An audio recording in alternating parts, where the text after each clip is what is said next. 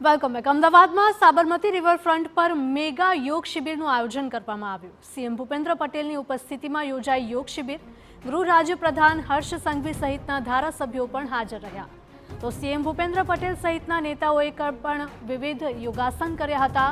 યોગ શિબિરમાં જોડાયા 10,000થી પણ વધારે લોકો। મેદસ્વીતા મુક્ત ગુજરાત અભિયાન યોગ શિબિરનું આયોજન કરવામાં આવ્યું।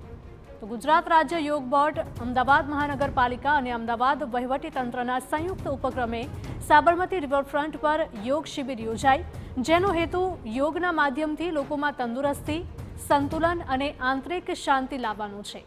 યોગ શિબિરમાં અનુભવી નિષ્ણાતો દ્વારા યોગાસન, પ્રાણાયામ અને ધ્યાનના વિવિધ અભ્યાસો શીખવવામાં આવ્યા।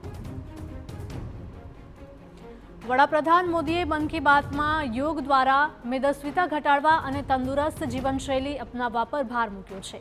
ત્યારે ગુજરાતમાં પણ સીએમ ભૂપેન્દ્ર પટેલના માર્ગદર્શન હેઠળ મેદસ્વીતા મુક્ત ગુજરાત અભિયાન શરૂ કરવામાં આવ્યું છે, જેનો હેતુ રાજ્યના લોકોને શારીરિક અને માનસિક રીતે સ્વસ્થ બનાવવાનો છે।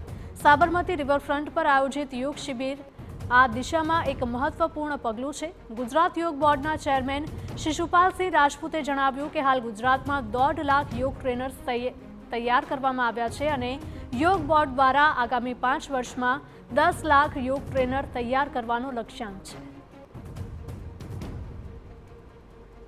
અમારે ગુજરાતભરમાં ગુજરાત યોગ બોર્ડ છેલ્લા 5 વર્ષથી કામ કરે છે। અત્યારે અમારા પાસે 1.5 લાખ યોગ ટ્રેનરો છે અને અમારા પાસે 5,000 નિઃશુલ્ક યોગ વર્ગો સંપૂર્ણ ગુજરાતમાં ચાલે છે। અમે હવે લક્ષ્યાંક રાખ્યું છે 1.5 લાખ યોગ ટ્રેનરોને વધારીને 10 લાખ યોગ ટ્રેનરો કરવા અને 5,000 યોગ ક્લાસોને વધારીને 50,000 યોગ ક્લાસો કરવા। એના માટે અમે યોગના કાર્યક્રમ કરવા છીએ। આજના કાર્યક્રમમાં અહીંયા 10,000થી વધુ સંખ્યા હતી। અમે ઘરે જઈને ડોર ટુ ડોર કેમ્પેઇન કરીને અમે આમાં કોઈ બાળકોને નથી બોલાવ્યા। અમે દરેક વ્યક્તિને ઘરે જઈને આમંત્રણ આપ્યું છે અને યોગ બતાવ્યું છે, યોગના મહત્વ બતાવ્યું છે અને એ વ્યક્તિ યોગ કરવા માટે અહીં આવ્યો છે। તો એવા કાર્યક્રમ કાલે વડોદરામાં હતો, એના પહેલાં સુરતમાં હતું।